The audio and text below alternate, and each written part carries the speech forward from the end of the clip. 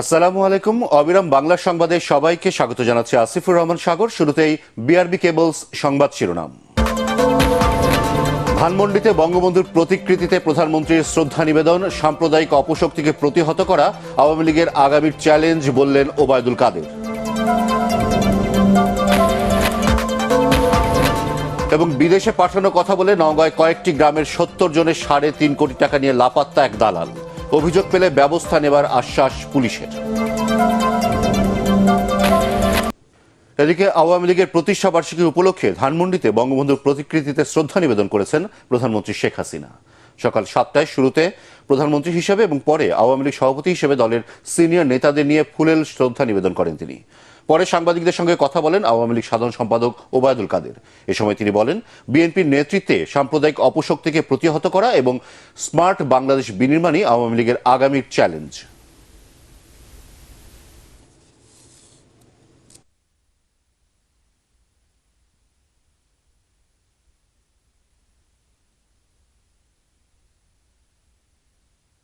আমরা আমাদের রক্তমূল্যে অর্জিত বিজয়কে সুসংহত করব। আমাদের চলার পথের প্রধান বাধা বর্ণচোরা বিএনপি। মুক্তিযুদ্ধের নামে এই বর্ণচোরারা ভাওতাবাজি করে। আমাদের আজকে সাম্প্রদায়িক জঙ্গিবাদী শক্তি আমাদের অভিন্ন শক্তি। এই অভিন্ন শত্রু বিএনপির নেতৃত্বে ঐক্যবদ্ধ। আমাদের আজকে অঙ্গীকার, আমাদের আজকে শপথ, এই অপশক্তিকে পরাজিত করতে হবে। আওয়ামী লীগের প্লাটিনাম জয়ন্তী উপলক্ষে রাজধানীর সোহরাওয়ার্দী উদ্যানে চলছে জনসভার প্রস্তুতি। এরই মধ্যে নেতাকর্মীরা মিছিল নিয়ে জড়ো হতে শুরু করেছেন। সেখানে আছেন সহকর্মী আপেল মাহমুদ। আমরা এখন সরাসরি কথা বলছি তার সাথে। আপেল, জনসভাস্থলের নেতাকর্মীদের উচ্ছ্বাস কেমন দেখছেন?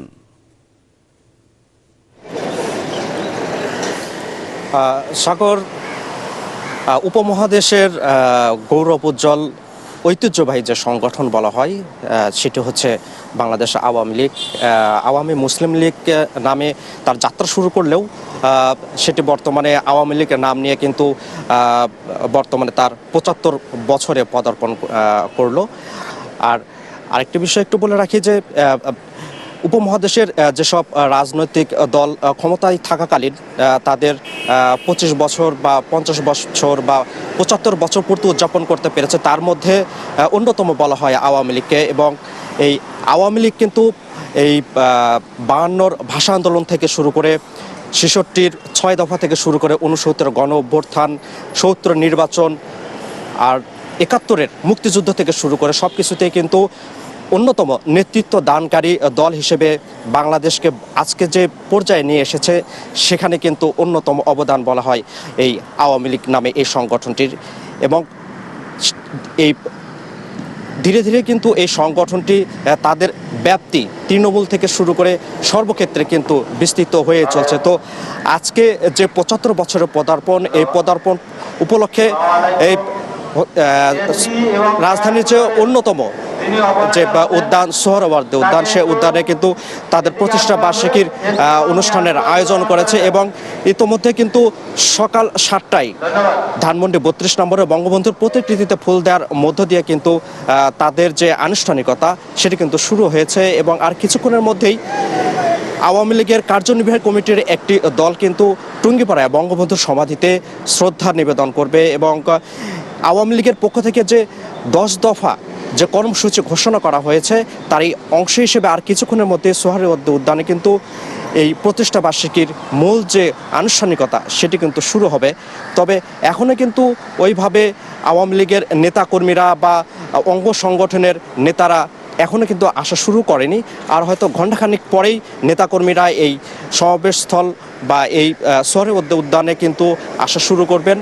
এবং আরেকটি বিষয় জানিয়ে রাখি যে এই প্রতিষ্ঠা বার্ষিকীকে কেন্দ্র করে কিন্তু ঢাকা সহ সারা দেশে কিন্তু আওয়ামী লীগ তাদের বিভিন্ন ধরনের কার্যক্রম কর্মসূচি হাতে নিয়েছে। সে অনুসারে কিন্তু সকাল থেকে তাদের কর্মসূচি শুরু হয়েছে এবং দুপুরে ২:৩০টার দিকে এই উদ্যানে যে আনুষ্ঠানিকতা শুরু হবে সেখানে সভাপতিত্ব করবেন আওয়ামী লীগের সভাপতি এবং মাননীয় প্রধানমন্ত্রী শেখ হাসিনা। সেখানে পতাকা উড়িয়ে বেলুন উড়িয়ে পতাকা উত্তোলন করে বেলুন উড়িয়ে কিন্তু এই উদ্যান থেকেই তাদের যে আপনাকে ধন্যবাদ। সিলেট অঞ্চলে বন্যা পরিস্থিতির কিছুটা উন্নতি হলেও এখনো পানিতে ডুবে আছে বিস্তীর্ণ এলাকা। এই মুহূর্তে সুনামগঞ্জে আছেন সহকর্মী মনির হোসেন তপু। সেখানকার বন্যা পরিস্থিতির খবর জানতে সরাসরি চলে যাচ্ছি তার কাছে। গেল কয়েকদিন ধরে আমরা সিলেটের বন্যা পরিস্থিতি আপনার মাধ্যমে জানানোর চেষ্টা করেছিলাম। এখন আমরা বর্তমানে রয়েছি সুনামগঞ্জ জেলার সদর যে একটি গ্রামে রয়েছে ইসলামপুরের এখানে। আপনি এখানে দূর দূরান্তে যেখানে আমরা দেখছি যে শুধু থই থই করছে পানি, এই পুরো গ্রামটি পানির মধ্যে এখনও ডুবে রয়েছে। শুধু এই গ্রাম নয়, এর আশপাশে যতগুলো গ্রাম রয়েছে যেমন এই ইসলামপুর, আবদুল্লাপুর, ইছাখোলা, মইখোলা সহ এখানে যে ৫-৬টি গ্রাম রয়েছে সেই ৫-৬টি গ্রাম এখনো পানির মধ্যে ডুবে রয়েছে। আর আপনাকে একটু জানিয়ে রাখি, এখানে যে স্থানীয় একজন জনপ্রতিনিধির সাথে কথা বলেছিলাম, তিনি আমাদেরকে জানিয়েছেন যে ২০২২ সালের বন্যার সময় এখানে প্রায় ৫০ থেকে ৬০টি ঘর সম্পূর্ণ ভেঙে গিয়েছিল। সেই পরিবারগুলো এবারের বন্যায় আবারও তারা ক্ষতির সম্মুখীন হয়েছেন এবং এই বলা চলে যে তারা একদম পথে বসে গিয়েছেন। আর এই পুরো গ্রামটা যেহেতু এখনো পানির মধ্যে ডুবে রয়েছে, এখানে সড়কগুলো এখনো ডুবে রয়েছে, যে কাঁচা সড়কগুলো রয়েছে সেই সড়কগুলো থেকে এখনো প্রায় ৫ থেকে ৬ হাত পানি রয়েছে সড়কগুলোতে। সেক্ষেত্রে কোনো ধরনের যান চলাচল করতে পারছে না। আর এখানে একটি বাড়ির দৃশ্য একটু আপনাকে দেখাতে চাচ্ছি, যে এই যে বন্যায় যে ভোগান্তির যে চিত্র এখানে ফুটে পুরো উঠেছে, যে তাদের যে জিনিসপত্র রয়েছে সব কিছু তারা ভিজে গিয়েছে। সেগুলো এখন কিছুটা রোদ ওঠার কারণে তারা এগুলো শুকাতে দিয়েছেন। আর এই সুনামগঞ্জের আরেকটি বিষয় জানিয়ে রাখি, যে এই অঞ্চল দিয়ে এই যে আশপাশে যে ৫-৬টি গ্রাম রয়েছে এখান দিয়ে মূলত ভারতের উজানের পানিগুলো নামে। সেক্ষেত্রে এই গ্রামগুলোর পানি নামতে আমরা যতটুকু ধারণা করছি প্রায় আরও ১০ থেকে ১৫ দিন সময় লাগবে। আর সেজন্য এখানে যারা ক্ষতিগ্রস্ত যারা রয়েছেন তারা বলছেন যে তাদের যে প্রয়োজনীয় যে পানি, বিশুদ্ধ পানির এখানে অভাব দেখা দিয়েছে এবং খাবারের জন্য তারা হাহাকার করছেন কিছু পরিবার, এবং তারা বলছেন যে দ্রুত তাদের যেন যে যারা ক্ষতির সম্মুখীন হয়েছে তাদের যেন পুনর্বাসন করা হয়। জি সাগর, এই ছিল আমার কাছে সবশেষ খবর। আপনাকে ধন্যবাদ।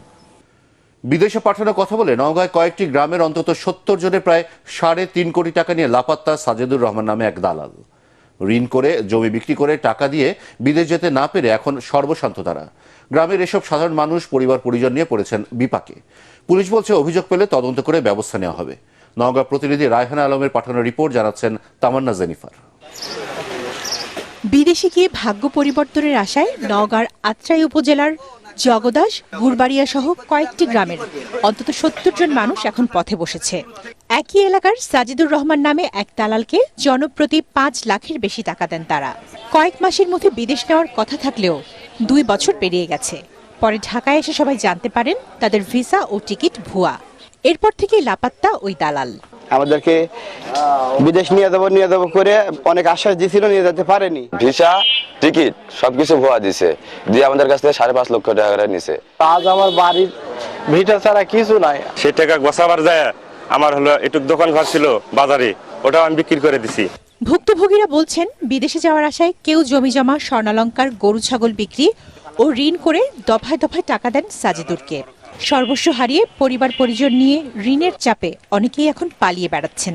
আজ ১ বছর ১.৫ বছর থেকে আমাদের এমন একটা বিপদের মধ্যে ফেলে দিচ্ছে, বিভিন্ন প্রকারে টাকা পয়সাগুলো হস্তগত করে দিচ্ছে। আমার দাবি, আমার টাকার দাবি, আমি টাকা ফেরত দেব। এদিকে সাজিদুরের সাথে যোগাযোগ করা হলে তখনও তিনি ভুক্তভোগীদের বিদেশ পাঠাবেন বলে আশ্বাস দেন। তাদের মালয়েশিয়াতে এনে যেভাবে হোক তাদের কর্ম কাজ যেটা বা কোম্পানি সবকিছু ঠিক রেখে কাজ দেওয়া আমার লক্ষ্য হয়। অন্য কোনো আমার টার্গেট নাই, লক্ষ্য নাই। যতগুলো অপরাধ প্রমাণিত হবে সবগুলোর আমরা চার্জশিট দাখিল করব এবং ভুক্তভোগী মানুষগুলো যারা টাকা দিয়ে প্রতারিত হয়েছে তাদের এই প্রতিকার যেন তারা দ্রুত পায়, এই বিষয়ে আমাদের জেলা পুলিশের পক্ষ থেকে করণীয় যা যা আছে আমরা সবগুলোই করব। ভুক্তভোগীদের প্রত্যাশা, দ্রুত টাকা ফেরত পেতে প্রয়োজনীয় পদক্ষেপ নেবে সরকার। Bureau report, ATN Bangla. পরিবার পরিজনের সঙ্গে ঈদ উদযাপন শেষে আজও রাজধানীতে ফিরছেন কর্মজীবী মানুষেরা। সকাল থেকে রাজধানী গাবতলী, সায়দাবাদ ও মহাখালী বাস টার্মিনালে ঢাকায় ফেরা যাত্রীদের ভিড় রয়েছে। কমলাপুর রেল স্টেশনেও মানুষের উপচে পড়া ভিড়। আজ থেকে পুরোপুরি কর্মব্যস্ত হয়ে উঠছে রাজধানী ঢাকা। এদিকে ঈদে যারা বাড়ি যেতে পারেনি তাদের অনেকে এখন প্রিয়জনের সাথে ছুটি কাটাতে রাজধানী ছাড়ছেন। দর্শক, এই মুহূর্তে কমলাপুর রেল স্টেশনে আছেন আমাদের সহকর্মী তরিক ইসলাম। আমরা এখন সরাসরি চলে যাচ্ছি তার কাছে। তরিক, স্টেশনে যাত্রীদের ভিড় কেমন দেখছেন? তাদের যাত্রাপথে কোনো ভোগান্তি হচ্ছে কি? আপনি ঠিক যেমনটা বলছিলেন যে আজকে কিন্তু ঈদের যে ছুটি, সেই ছুটি শেষ। আজকে কিন্তু পুরোদমে কিন্তু অফিস আদালত খুলে গেছে, অর্থাৎ এর মধ্যে যারা দেশের বিভিন্ন প্রান্তে যারা ছুটিতে গিয়েছিল ঈদের ছুটিতে, তারা কিন্তু এরই মধ্যে চলে এসেছে এবং যারা স্বল্প দূরত্বে ছিল তারা কিন্তু আজ সকাল থেকে কিন্তু এই রেলে করে আপনারা রাজধানী ঢাকাতে এসেছে। আমরা সকাল থেকে স্টেশনে কিন্তু অনেক ভিড় দেখতে পেয়েছি। তারা কিন্তু আসছিলেন, তারা বলছিলেন যে স্বল্প দূরত্ব থাকায় তারা কিন্তু আগে আসে নাই এবং আজকেই তারা এসছে এবং সরাসরি তারা কিন্তু তাদের যে যথারীতি যে অফিস বা কার্যক্রম রয়েছে সেগুলো তারা সারছেন। আপনাকে যদি একটু দেখাই, এখনো কিন্তু রেল স্টেশনে কিন্তু অনেক যাত্রী অপেক্ষমান রয়েছে যারা ঈদে যেতে পারেন নাই বা ছুটি পান নাই, অথবা যারা ঈদের ছুটি কাটানোর জন্য রাজধানী ঢাকাতে এসেছিলেন তারা কিন্তু দেশের বিভিন্ন প্রান্তে যাওয়ার জন্য কিন্তু তারা কমলাপুর রেল স্টেশনে ভিড় করছেন। আপনাকে যদি দেখাই, আমার পেছনে কিন্তু যাত্রীদের অনেক চাপ কিন্তু আপনি দেখতে পাচ্ছেন।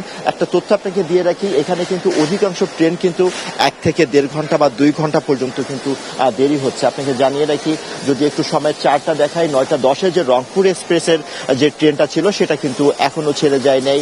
9:35 যে শহরতলি যে ট্রেনটি, নারায়ণগঞ্জগামী যে ট্রেনটি, নারায়ণগঞ্জ কমিউটার, সেটা কিন্তু এখনো কিন্তু পৌঁছায়নি। অর্থাৎ অধিকাংশ ট্রেন, যে ট্রেনগুলা কমলাপুর রেল স্টেশনে আসার কথা কিংবা ছেড়ে যাওয়ার কথা, কোনো ট্রেনই কিন্তু যথাসময়ে আসছে না। সর্বনিম্ন 1 ঘন্টা, 1.5 ঘন্টা বা 2 ঘন্টারও বেশি সময় কিন্তু দেরি করে আসছে। সেক্ষেত্রে কিন্তু যারা আসছেন কিংবা যাচ্ছেন তাদের সবাইকে কিন্তু বেশ একটু ভোগান্তি পোহাতেই হচ্ছে। আমরা একজন যাত্রীর সঙ্গে একটু কথা বলবো, তার কাছে একটু জানতে চাইবো আপনি কোথায় যাবেন আর কত সময় অপেক্ষা করছেন? আসসালামু আলাইকুম, ধন্যবাদ এনটিভি কে এবং এনটিভির মাধ্যমে এটিএন এবং এটিএন এর মাধ্যমে এটিএন এর সকল সম্মানিত দর্শককে। আমি আসছি আমার মেয়ে, নাতি, নাতনি এদেরকে আগায় দিতে। ওদের ট্রেন ছিল 9:10 রংপুর এক্সপ্রেসে। আমরা যথাসময়ে এসে অপেক্ষা করছি, কিন্তু এখনো ট্রেন প্ল্যাটফর্মে দেওয়া হয় নাই। খারাপ লাগছে ওদের সব নিয়ে। বিশেষ করে প্ল্যাটফর্মে যেখানে আমি দাঁড়ায় আছি, এখানে একটা সাইডে কয়টা ফ্যান আছে, কিন্তু এই সাইডের উপর দিয়ে যদি ফ্যানগুলি থাকতো তাহলে এই যাত্রীরা যারা দাঁড়ায় আছে তাদের একটু কষ্টটা লাঘব হতো। জি, ধন্যবাদ আপনাকে। সাগর, শুনছিলেন যে অধিকাংশ যে ট্রেন, সেই ট্রেন কিন্তু যথাসময়ে যেমন আসছে না, ঠিক তেমনি যথাসময়ে কিন্তু ছেড়েও যাচ্ছে না, যার ফলে এই প্ল্যাটফর্মে যেসব যাত্রীরা আসছেন তাদের কিন্তু এক প্রকার ভোগান্তি কিন্তু পোহাতে হচ্ছে। এছাড়াও এখানকার নানা অব্যবস্থাপনার কথাও তারা বলছিলেন। তো কমলাপুর রেল স্টেশন থেকে এই ছিল আমার কাছে সবশেষ। সাগর, আপনাকে ধন্যবাদ। এবারে জানিয়ে দেব টি-20 বিশ্বকাপের খবর।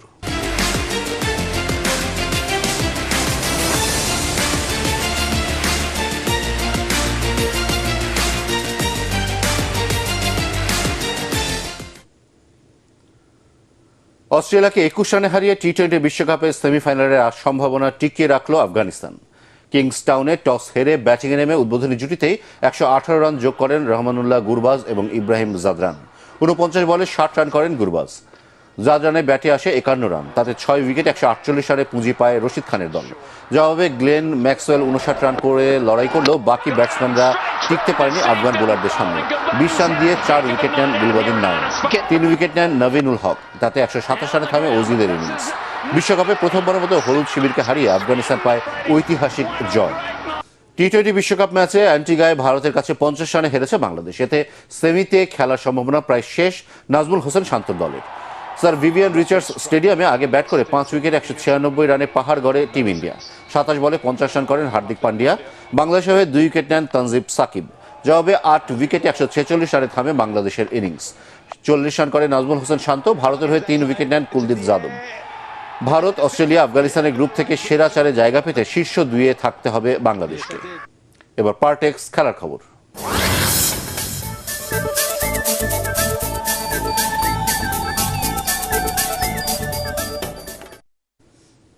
ইউরো ফুটবলে রোমানিয়াকে 2-0 গোলে হারিয়েছে বেলজিয়াম। কোলনে তিয়েলমানের গোলে 2 মিনিটে এগিয়ে যায় তেদেরস্কোর দল। আক্রমণের বল দখলে এগিয়ে থেকে প্রথমার্ধে একাধিক গোলের সুযোগ তৈরি করে বেলজিয়াম, কিন্তু রোমেলা লুকাকু ডোকুরা তা কাজে লাগাতে পারেনি। 56 ভাগ বল দখলে রেখে প্রতিপক্ষের পোস্টে 9 শট নেয় প্রথমবারের মতো ইউরো জেতার মিশনে নামা দলটি। অবশেষে কেভিন ডি ব্রুইনা 79 মিনিটে দলের হয়ে দ্বিতীয় গোল করেন। এই জয়ে শেষ 16 পথে এক ধাপ এগোলো বেলজিয়াম। ইউরো চ্যাম্পিয়নশিপে এফ গ্রুপের ম্যাচে চেক প্রজাতন্ত্র ও জর্জিয়ার মধ্যকার ম্যাচটি 1-1 গোলে ড্র হয়েছে। জার্মানির ভক্স পার্ক স্টেডিয়ামে দুই দলই আক্রমণাত্মক খেলা উপহার দেয়, তবে প্রথমার্ধের ইনজুরি টাইমে স্পট কিকে জর্জিয়াকে এগিয়ে দেন জর্জেস মিকাউতাদসে। বিরতি থেকে ফিরে গোল শোধের চেষ্টা করতে থাকে চেক প্রজাতন্ত্র। খেলার 59 মিনিটে ম্যাচে সমতা ফেরার প্যাট্রিক শিক। শেষ পর্যন্ত পয়েন্ট ভাগাভাগি করে মাঠ ছাড়ে দু দল। শেষ করার আগে বিআরবি কেবলসের সংবাদ শিরোনাম আরও একবার। ধানমন্ডিতে বঙ্গবন্ধুর প্রতিকৃতিতে প্রধানমন্ত্রীর শ্রদ্ধা নিবেদন। সাম্প্রদায়িক অপশক্তিকে প্রতিহত করা আওয়ামী লীগের আগামীর চ্যালেঞ্জ বললেন ওবায়দুল কাদের।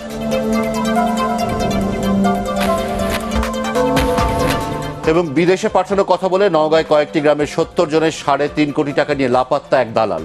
অভিযোগ পেলে ব্যবস্থা নেওয়ার আশ্বাস পুলিশের। পরবর্তী সংবাদ দেখার আমন্ত্রণ জানিয়ে এখনকার মতো শেষ করছি। এটিএন বাংলা সংবাদ ইউটিউবে দেখতে ব্রাউজ করুন youtube/ATN Bangla News।